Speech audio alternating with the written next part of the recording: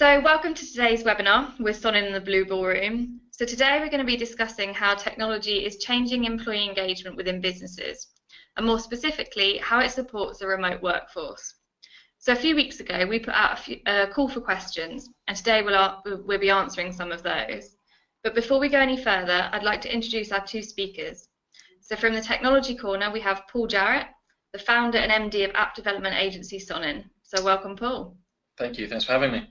And on the employee engagement corner, we have Kate Shanks, Managing Director of internal communications agency, the Blue Ballroom. Welcome, Kate. Hi, thanks for having me. Right. So before we start answering the more specific questions, I think it would be a good idea to find out what challenges businesses are actually facing today. So Kate, what are some of the challenges that your clients have when managing a remote workforce? There are lots and lots, as you can imagine. You know, we work with companies who've got 400, 500,000 people around the world, and they're all working in, you know, such different gritty environments sometimes. So it's really hard to connect with remote workers when they're distant kind of physically and often emotionally from wherever the head office is. I think something that is important to think about is kind of defining the remote workforce. So you've got your remote workforce who are working because they have to work remotely in warehouses as a sales job or delivering, you know, truck driving. But you also have the remote workers who are perhaps a little bit disengaged. So there's that focus as well.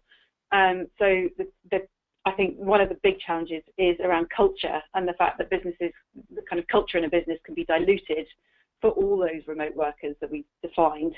And that the kind of culture really depends on middle management and how middle management can deliver that. So the culture from above can be delivered down.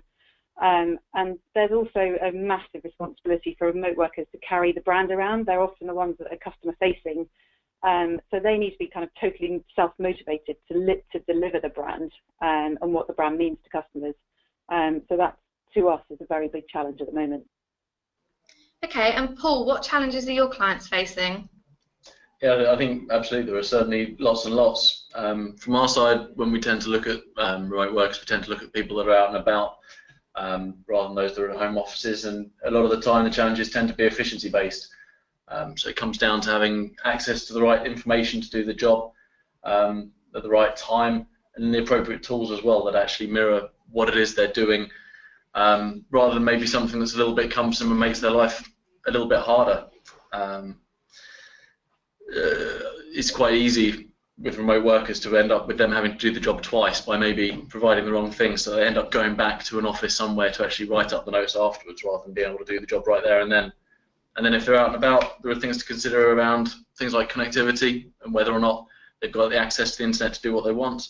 And of course, there are also things like duty of care, making sure that people are safe when they're out and about. So there's certainly plenty to be thought of. Okay, and following on from that, Paul, how can we use technology to help with some of these challenges? I think mobile presents great opportunities because the devices are small and comfortable to use. And obviously, because we use them all for our personal everyday lives, the user interface and everything is quite natural for us. And also through the sensors that they have, things like GPS, we're able to do a lot of personalization on the device so that the information that's relayed to us is already in the right form and ready to go. And then we have things like cameras that allow us to do better data capture rather than trying to do things by word. And generally speaking, it can make the workflow an awful lot smoother. When we look at the connectivity issues, there are obviously things like offline mode as well. One of the great things about mobile devices is that they are one of the few devices out there that we use purely on our own. So therefore, it's a much more personal form of communication when we look at how people are going to talk to each other. Okay, so it seems that communication is quite a key challenge for businesses today. Kate, what would you say are the most successful tools for communication from an employee engagement point of view? I think that it's really important that that what we use to communicate for work reflects how we use technology and other things outside of work. So people outside of work want kind of instant gratification. They want to be able to access whatever they want, whenever they want. You know, it's very 24/7, you know, all the time. They want to be able to access whatever they want. So we need to respond to that, and we need to use technology to be able to give people the opportunity to access what they want when they want. I think as well, it's really important that we give people the opportunity to have a voice. So often we talk about kind of top-down communication, so there's a lot of push communication that goes out. I think technology can really, really help provide a platform for employees to have a voice and to share what they think, which is really, really brilliant for engagement.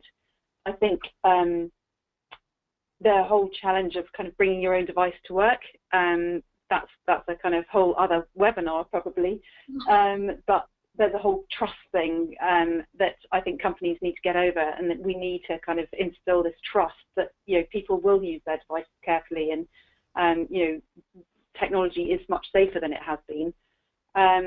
But I still can't, technology is amazing, and Paul, don't get cross with me for saying this, but face-to-face is still so important when you're dealing with remote workers, and it's something that is still hugely successful with what we do.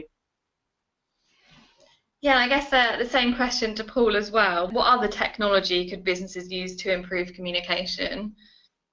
Yeah, I think a lot of what Kate said there is bang on the mark, that it's the expectations that we have in our day-to-day personal lives that tend to set the expectations about how it is that we use technology in the workplace as well. We often talk about the fact that the mobile revolution was brought about by consumers bringing their devices in for work. So it's very much important that we keep the experiences similar.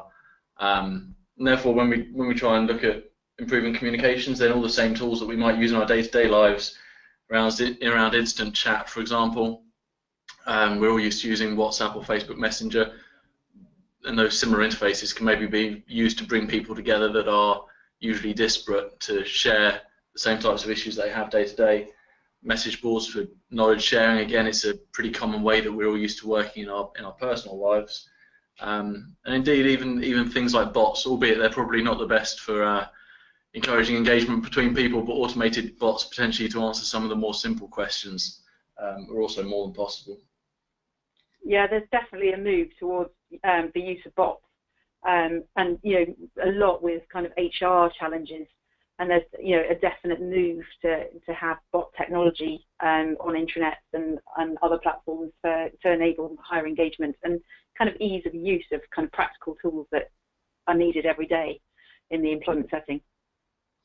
I think it provides a great, very natural interface as we're all used to kind of talking in that way.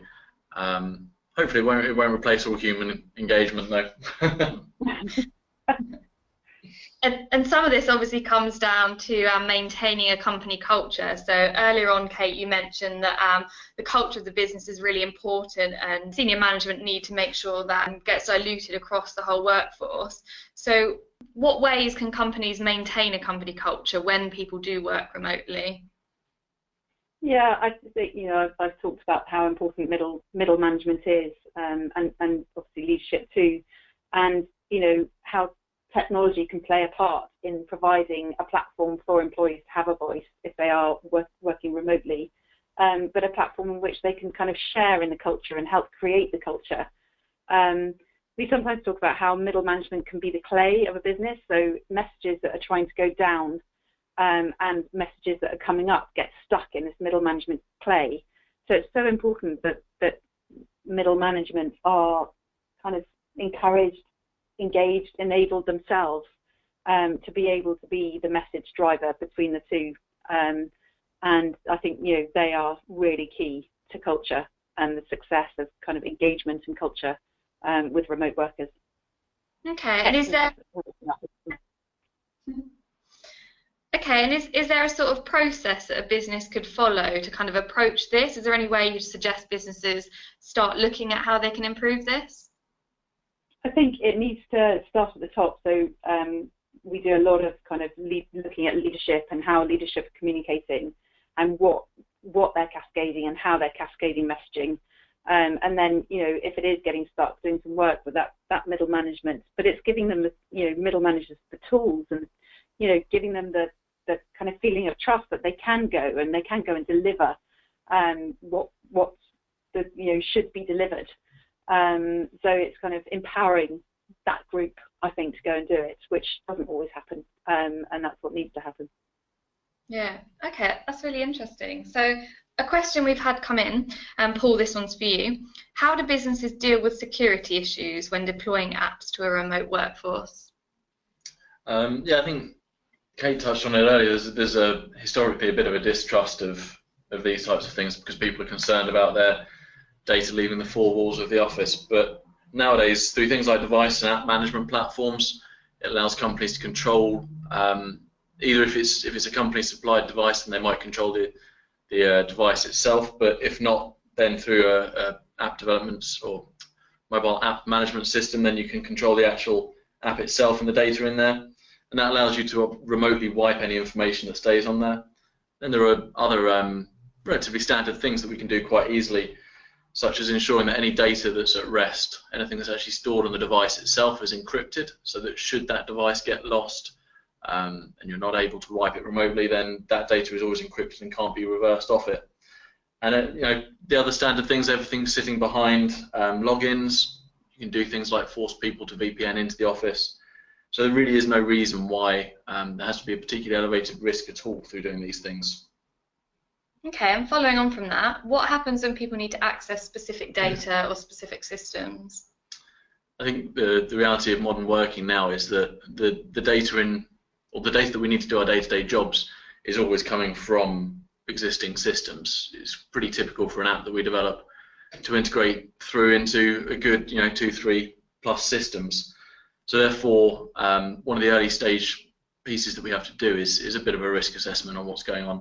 And it's just a bit of a case of making sure that the data that's being used or being released is data that's going to be used in the application, and then working with internal teams to make that possible. So some of these things happen in batch processes overnight, but more often than not, because people need that instant gratification that you get in your everyday life, they have to be real-time APIs that will be provided. Okay. I've got one for you as well, Kate.